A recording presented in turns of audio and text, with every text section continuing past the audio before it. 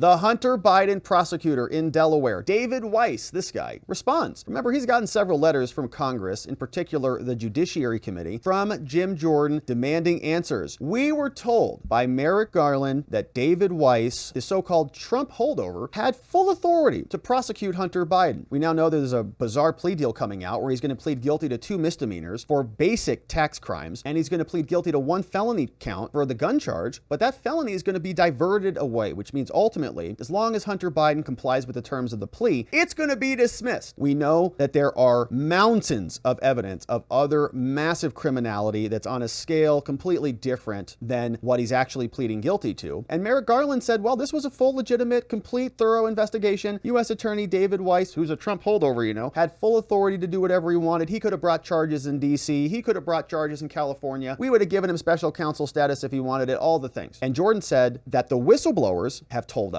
none of that was true. So now we have a question. Who's lying? Is David Weiss lying? We've got evidence confirmed by the New York Times that he told his investigators, I don't have the authority. I tried in California. I tried in DC. But Merrick Garland told us he did. So somebody's lying here, right? We know that Jordan sent a couple letters over. David Weiss now sends one back. This is coming from the U.S. Department of Justice, District of Delaware, over to the House Judiciary Committee. It says, Dear Chairman Jordan, this is in response to your June 22nd letter, wherein you renew your requested materials related to the whistleblower allegations made in connection with Hunter's investigation and request additional information related to my response. He says, Jim, at the outset of this letter, I would like to reaffirm the contents of my June 7th letter, and I want to reiterate that I'm not at liberty to provide you the materials that you seek. The whistleblower's allegation relates to criminal investigation that is now being prosecuted in Delaware. This is my ongoing investigation line. At this juncture, I am required to protect confidential law enforcement information and deliberative communications related to the case.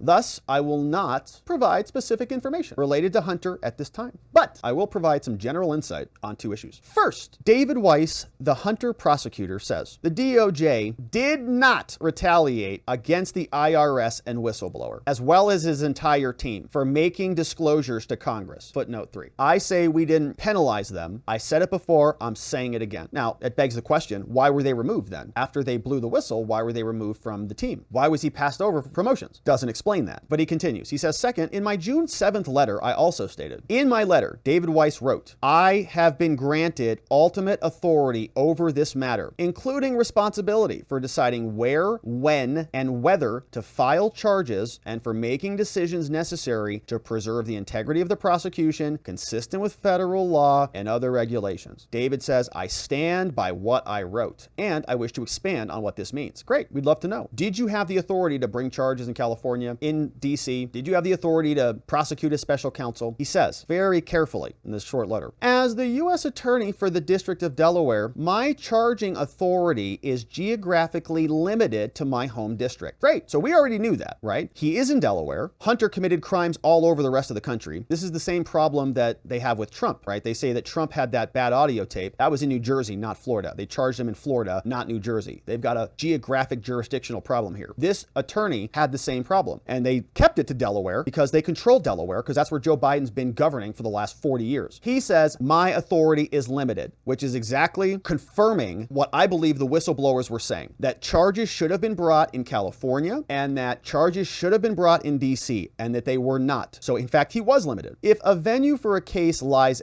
elsewhere, like if you should have brought charges in Cali or in DC, common departmental practice is to contact the U.S. Attorney's Office for the district and determine whether they want to partner on the case or not. So that's all true. And he, according to the whistleblowers, attempted to do that apparently and was declined. Went and met in DC, rejected because that's Matthew Graves. That is a Biden U.S. attorney. Same with California. A new Biden U.S. attorney says, I don't want the son being charged in my district. Get out of here. Graves says the same thing. What, are you kidding me? That's my boss. No, I don't want that either. So he says, if not, I may request special attorney status from the Attorney General, right? That would give him authority to basically do what Jack Smith is doing and go file charges wherever he wants. So the question is, wow, did that happen? Here, I have been assured that if necessary, after the above process, I would be granted special counsel authority in DC, in California, or any other district where charges could be brought. Could. So we know that he's about to take a plea deal. So there isn't going to be a could anymore. If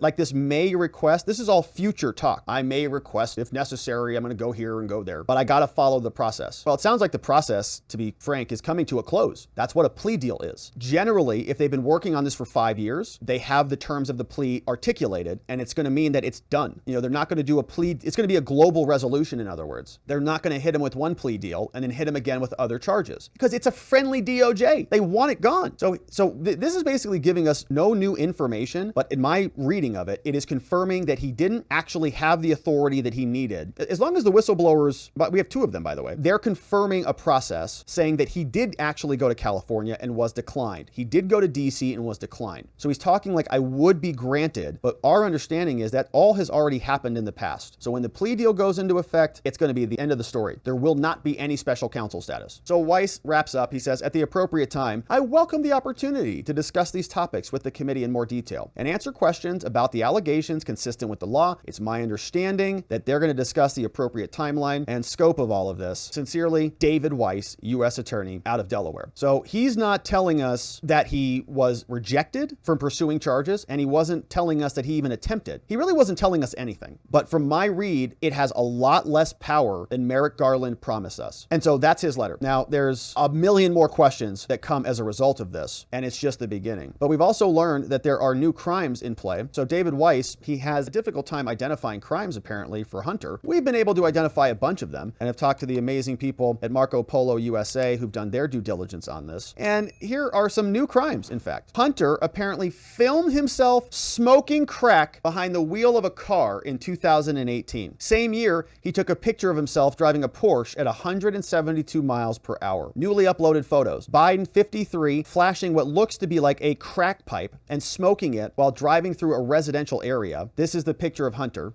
Driving around, pretty excited, driving around in a Porsche. Photos were uploaded by Garrett Ziegler, MarcoPoloUSA.org, a nonprofit firm. He was also racing down the street going at least 172. Pictures were found on the laptop, and so there he is. Now, 172 miles per hour is quite fast, and at my former law firm, we represented a lot of people charged with something called criminal speeding in Arizona, which is a crime. It's a class 3 misdemeanor. And 172 miles per hour is extremely fast. In fact, most cited tickets that we would see, our clients would sometimes tell us they were going, very, very fast, like this speed or faster, like 200. But the tickets never showed that speed because it's actually hard to measure it and then prove it. So the cops would always write something like 140, 145, or 135, because that is very easy to prove in court. If the speed limit is 75 and you're going 50 over, and I can argue margin of errors, plus or minus 5, let's say it's visual, like I can get it all the way to 10 maybe. So my client's now going 130 instead of 140, great. So, it's in other words,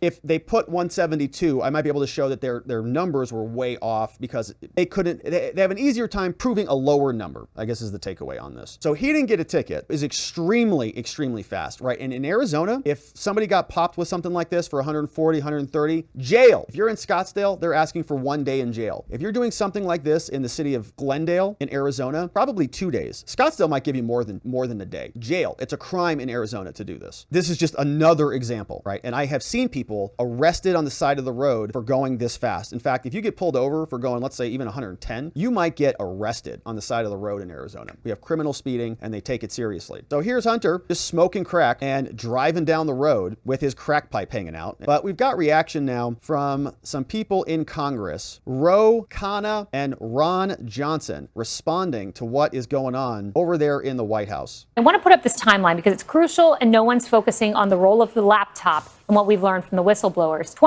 November of 2018, IRS opens Hunter's investigation. 2019, the FBI learns about Hunter's laptop. Weeks later, according to Shapley, FBI agents confirm the authenticity of what is on that device. And even so, fast forward a year later, essentially August of 2020, the FBI sits you down and says they worry you're advancing Russian disinformation. Was the FBI running cover for Hunter Biden? Yes, Kaylee. I believe they were. I think it started when they left the John Paul McIsaac's computer shop, and they turned around and said, it's our experience that people who don't talk about these things don't get in trouble. And that began their pre-sabotage of any news coverage of the laptop. And by the way, to a certain extent, it worked. We had over 100 articles published against us that we were soliciting, disseminating Russian disinformation. We got that unsolicited briefing, which, by the way, was later leaked to the Washington Post to smear me and impacting the Wisconsin U.S. Senate election in 2022. But this hasn't been widely reported that the day after Senator Grassley and I issued our report in September 2020, McIsaac now finally felt safe enough to surface with that computer. He offered it to us. Now, again, all the warnings, all the accusations sound like an odd story. So we did our due diligence. So we went to the FBI, and the FBI should have told us immediately, yeah, we know about that. Don't worry. We believe, we've authenticated it. It's not stolen property. They gave us a runaround for weeks to the point where Mr. McIsaac grew impatient, gave it to Giuliani, and the New York Post published the story. So I think the FBI's been running interference for the Bidens, for the Democrats for years and years. And that's one of our problems. We have a complicit, we have a compliant, we have a corrupt media, and we have a corrupt actors inside our federal health agencies, federal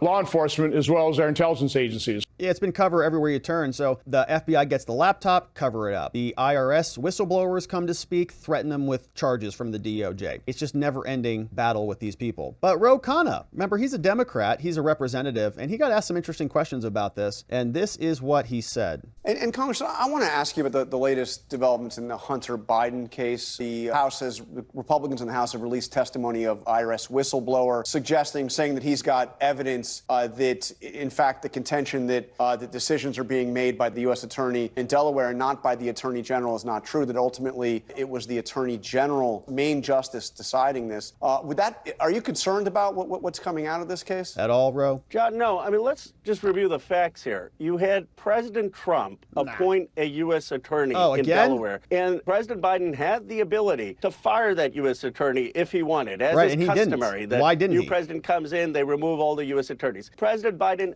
didn't fire the U.S. attorney. He had his past opponent's appointee have total power over making a decision. True. Hunter Biden. What the whistleblower is saying is that Weiss, who was appointed by Trump, said that he was not the deciding official on this case. If that turns out to be true, doesn't that directly contradict what the Attorney General has said? But Weiss is not saying that. Isn't the source Weiss? I mean, if Weiss was saying that, I would have a concern. If Weiss was out there saying, I didn't have total authority, there was interference, but Weiss is the key person, and he's not saying that. And there were charges that were pursued. Two whistleblowers who were on the case. They're going to just keep justifying this, even though the evidence smacks them right in the face. And David Weiss is explaining the authority that he was sort of given, but he didn't take it to the next level for us. He didn't bring us out into what the actual conclusion was in those various jurisdictions. Why was he pursuing charges there? He went and talked to them and they said, no, we'd like to know more about that conversation. So David Weiss responds a little bit. We'll see what Congress does with it.